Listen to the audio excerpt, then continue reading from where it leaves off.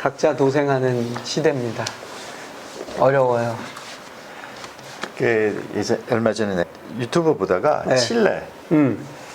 칠레가 지금 헌법 개정하는 것 때문에 데모하고 시끌시끌하더라고요. 이제 쟁점이 뭐냐 하면 네. 민영화된 물 사용권을 다시 국영화시켜라. 나라가 컨트롤하라. 이제 이거 상수도. 그렇죠. 단순히 상수도가 아니라 물 전체. 한때 왜 칠레가 독재 정부가 있었잖아요. 네. 그때 이게 제정이 돼가지고 그 물을 민영화시킨 거야. 얼마나? 그래서 돈 많은 기업이나 개인이 물을 샀어요. 그러니까 상수원을 샀겠지. 물이라는 게. 그건 정확히 모르겠어. 오케이. 그 상수원을 산 거겠지. 그렇지. 물이라는 게 어디서부터 뭐. 그 상수원에서부터 내려오는 물을 끌어들여 가지고 자기네 저수지에 모아놓으면 자기게 되는 거지. 이 물을 팔 수 있는 거야. 아하. 근데 개인이 그걸 못 하잖아요. 어떻게 그런 공사를 하겠어? 그러니까 기업이나 이제 돈 많은 사람들이. 칠레 물이 귀한가? 그렇게 안 귀했나 봐. 칠레가 농업 국가잖아요. 원래 그렇긴다. 중앙부에 큰 호수가 있었는데 호수 다 말라버렸어. 물을 그렇게 계속 빼대 가지고 자기네 저장고에다가 넣어놓고. 그리고 나중에 그걸 팔아. 이 물로 대출도 주더라고. 세상에. 그 다음에 자기네 물을 거대한 플랜테이션을 만들어 과수원이나 뭐 식물 재배지를 만들어 가지고 거기다가 공급하는 거야. 그러니까 일반 다른 농민들한테 물이 잘 안 가는 거지. 아이고. 그래서 지금 그 호수 주변에 있는 사람들은 세수도 못해. 물이 없으니까 난리. 근데 지금 기온이 엄청나잖아요. 더 괴로운 거죠. 아니 자연적으로 줘서 인간에게 쓰고 살라고 준 것들을 왜 자기들이 그거를 자기들의 독과점처럼 만들어? 그러니까.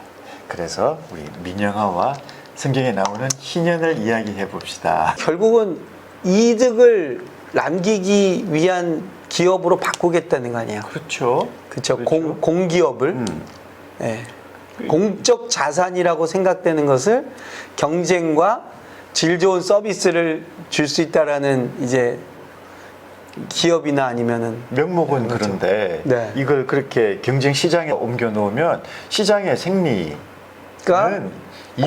그렇죠. 공적 유익보다는 그렇죠. 복지나 뭐 이런 공적인 이익보다는 이윤 추구잖아요. 맞아요. 그러니까 공공재를 이윤 추구의 대상으로 바꿔놓는 거죠. 그렇죠. 근데 이제 그럴 때 바꿀 때 목표가 뭐 질 좋은 서비스, 뭐 개선 등등 이야기하지만 본질은 결국 이윤 추구니까. 맞아요. 그 이윤 때문에 당하는 이제 여러 가지 부조리들은 고스란히 이제 국민들의 몫으로 남는 거죠. 그리고 민영화되면 어쨌든 가격이 올라요. 당연히 오르더라고. 네. 우리가 이렇게 왜 해외 사례 보면 일본의 뭐 지하철이나 철도, 또 영국도 마찬가지고, 그 다음에 영국은 가스, 수도도 민영화돼 있어. 여러 회사가. 전기료. 그러니까 비싸요. 우리도 어쨌든 세금을 내긴 하지만, 전기 쓰는 게 두렵더라고. 예전에 잠깐 미국에 잠깐 있을 때. 맞아요. 몇 개월 있을 때. 그리고 특히 교통수단, 이런 것들은, 그 부담이 많죠. 네. 그러니까 결국은 이제 삶의 질은 떨어질 수밖에 없어요. 그러니까 우리가 그동안은 질 좋은 서비스로 인식 못하고 쓰던 것들이 되게 좋은 것들이 많았던 거야. 공기업이 또는 그 국가가 운영하던 것들을. 근데 이제 그게 민간으로 넘어가 보면 알죠. 와, 이게 얼마나 비싸지고, 그 다음에 그 서비스를 누리려면 지출이 얼마나 많아지는가를. 근데 왜 그걸 자꾸 하려고 할까? 난 그게 궁금해. 그렇죠. 네, 그것도 국가가. 귀찮아서 팔아버리려고 그러나? 이제 돈도 많이 들고 하니까 네. 이제 국민들 세금으로 뭘 유지 관리하는 게 힘드니까 그렇게 한다는 측면도 분명히 있긴 할 거예요. 하지만 우리가 또 이렇게 눈을 조금 실눈을 뜨고 쳐다보면 분명히 이제 이윤 추구 목표하는 기업들이 로비하겠지. 당연히. 얼마나 이게 엄청난 일이잖아. 나라 상대로 장사. 그리고 이렇게 한번 그렇게 가면 다시 공기업으로 전환하는 건 더 어려운 것 같아. 거의 불가능한 것 같아요. 맞아요. 그렇게 다시 돌린 예가 거의 없잖아요. 맞아요. 거꾸로 다시 돌리는 건 거의 한 혁명이 일어나야. 그렇죠. 거의 그건 또 뺏어오는 거로 이해를 하잖아요. 원래 국가가 이제 하던 거를 민간한테 팔았다가 다시 가져온다는 건 진짜 거의 그거는. 그렇죠. 법적으로도. 네. 근데 이제 성경 들어가기 전에 결국 이런 문제는 어떤 개인이나 혹은 뭐 어떤 집단에 국한되는 문제가 아니라 국가의 문제잖아요. 그렇죠. 국가라고 하는 것은 사실은 그 안에 사는 사람들의 실체이니까 우리 성경에 희년 제도 나오지 않습니까? 그렇죠. 희년 제도는 하나님 나라, 하나님 국가의 문제잖아요. 하나님 통치에 어떻게 보면 하나의 정수라고 불어요. 목사님 말대로 그 희년은 어떤 한 부분이 아니라 본질에 깔려 있는 것 같아요. 얼만큼 내 것으로 이해하지만 이것은 하나님의 소유이기 때문에 돌려드려야 된다라는. 그렇죠. 하나님의 소유라는 개념도 여기서 다시 생각해 보게 되더라고. 우리는 사실 습관적으로 하나님을 위해서 이런 말을 참 잘 쓰는데. 아, 그렇지. 원래는 내 거였는데 하나님께 이렇게 뭔가 드린다라는. 근데 하나님 그게 아니라. 뭐가 필요 있어, 하나님이. 그러니까 우리가 하나님을 위해서 혹은 하나님께 드린다는 것은 하나님 입장에서 보면 아무 쓸모없는 짓이야. 그렇죠. 필요 없는 일이. 결국은 그건 하나님을 위해 사는 게 아니라 우리를 위해 사는 일인 거죠. 그러니까 하나님의 백성으로 살아가는 사람들의 삶인 거지. 그렇게 따진다면 이 소유가 하나님의 것이라는 말은 곧 우리의 소유라는 말이잖아요. 우리는 하나님의 나라를 이루는 모여있는 사람들이지. 내 하나가 나라고 우리가 나라고 그러잖아요. 그럼 결국은 우리가 희년 소유를 개인화 사유화하지 않고 공유한다. 우리 모두를 위한 것이라는 개념을 그렇죠. 바꾸는 것은 나를 위한 거라는 거예요. 그러면 그 희년의 우리말로는 희년이 기쁠 희자인가요? 예. 예. 그리고 주빌리라고 보통 부르잖아요. 주빌리가 아마 히브리어 요벨에서 나온 말일 거예요. 요벨. 요벨이 기쁨이라는 말. 요벨. 예. 아, 요벨이 기쁨. 뿔라파를 네. 말하는 거거든. 성경에 오. 보면 희년 때 뿔라파를 아, 그렇죠. 예, 맞아요. 네. 여기서 나온 말이야. 주빌리는 요벨에서 나온 말이고. 그러니까 그 희년이 되었다를 선포할 때는 사실 법적으로 뭔가를 하는 게 아니라 기쁨을 선포하는 거더라고. 뿔라파를 불어서 희년이다 하면 다 회복되는 거라. 어떻게 보면 우리는 이게 항구적으로 영원한 그리고 변함없는 그 샬롬이 안 되는 구조잖아요. 이 땅이. 이 땅에서는. 그러니까 그거를 50년째는 다시 돌리는 작업을 통해서 다시 원위치 또는 다시 새 출발, 다시 이제 모두가 다 원래 부여받은 그 권리를 누릴 수 있는 자리로 돌려주는 거잖아요. 그렇죠. 근데 50년째잖아요. 아, 그게 50년일까? 49년일까? 아, 이게 이제 그렇지. 어떻게 읽느냐에 따라가 조금의 차이가 있는데 50년 하면 좀 곤란한 문제가 있어. 그러면 밀리나? 아니 2년을 내리셔야 아, 돼. 그렇지. 맞아. 49년 쉬고 안식년이 또 있으니까. 그렇죠. 7년 7번 하면 49년인데 7년마다 안식년을 가지잖아요. 그렇죠. 근데 49년 이제 7번째 안식년 그렇죠. 쉬고 또 그 다음에가 신년이니까. 또 쉬어야 되는 거야. 그러면 농사지을 2년치를 마련해 놓고 살긴 힘들잖아. 어찌 보면 마지막 그 안식년째, 7번째 안식년에 다 돌려주고 신년은 이제 돌려받은 것을 기쁨으로 이제 시작한다는 그런 의미인가? 그래서 기쁨 신년 주빌리가 선포되는. 어쨌든 중요한 거는 있다는 거지. 그리고 그게 49년이면 거의 한 세대 이상이잖아요. 그렇죠. 우리가 예를 들어서 부모가 갑자기 노예가 됐다든지 부모가 전쟁터에서 죽었다든지 그래도 우리 세대가 장년이 됐을 땐 다시 원위치 될 수 있는. 될 수 있다는 거잖아. 이 너무 좋은 것 같아. 그래요. 맞아요. 아니, 지금 이스라엘도 더 이상 희년이나 안식년 제도는 없어요. 그냥 안식일은 있죠. 그렇죠. 안식년도 없어요. 그러면? 안식년은 없어요.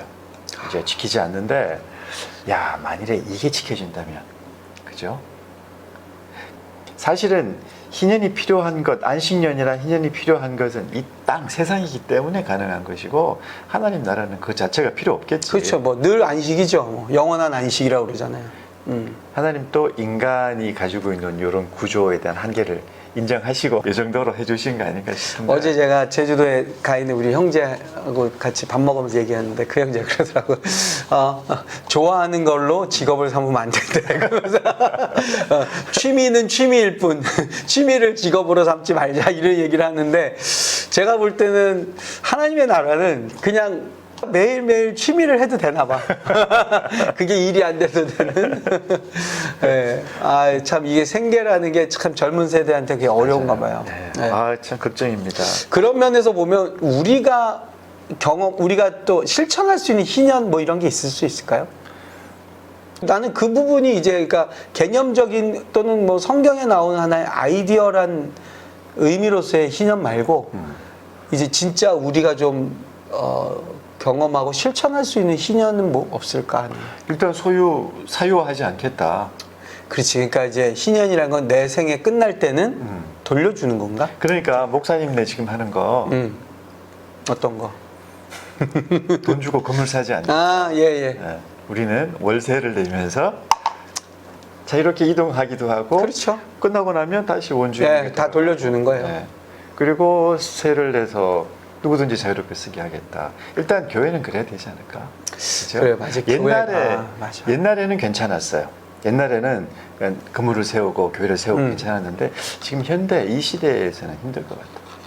그렇죠. 그리고 그게 소유가 딱 되는 순간 그 다음부터는 이게 일종의 재산이 돼 버리잖아요. 그렇죠. 그거를 다음 세대에도 나와 관련된 또는 나랑 친한 사람에게 물려주는 욕망이 자꾸 생기는 것 같아요. 네, 그냥 원래 다시 다 원위치 시키는. 근데 이게 국가나 아니면 사회에선 어떻게 적용을 해야 돼요? 이게 교회는 뭐 그런 방법을 좀 해볼 수 있다 하지만. 그러게 이게 우리가 살고 있는 이 시대 이 경제 구조 자체가 끊임없이 생산하고 소비하고 이윤을 목표로 하는 경제 활동이 기반이 되어 있기 때문에 이걸 바꾸는 것은 거의 혁명적인 일이란 말이에요. 어렵다는 거죠, 본질적으로. 여기서 그러면 우리 그리스도인들은 안가님을 써서 여기에 저항하는 수밖에 없지 뭐. 저항한다는 말이 폭력적으로 뭐 뒤집자는 게 아니라 이러한 방식으로 살지 않고 성경적 방식으로 살아가는데 최선을 다하는 것 외에는 그러니까 우리도 뭔가 사유화하려고 애쓰지 않고 자식들에게 그나마 뭐 있어야지 물려주지. 있어야 물려주지. 이런 말을 하는데 좀 자괴감이 든다.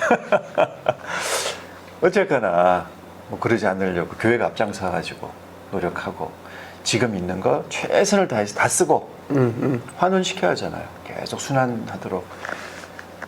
그리고 희년의 개념으로 누구를 혹은 무엇을 영구히 내 것으로 삼으려고 하는 의지 이런 것을 우리가 좀 이제 멀리 해야 되겠죠. 그 정도만 되어도. 맞아요. 그러니까 이게 제국의 방식하고는 정반대잖아요, 사실. 네.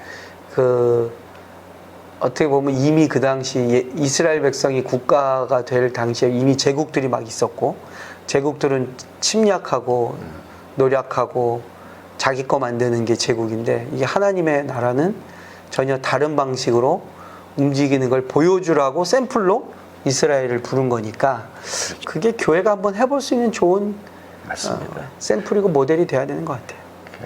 참 이거 말 잘해야 되는데, 그러니까 교회 기능이 예배만 하면 안 돼요.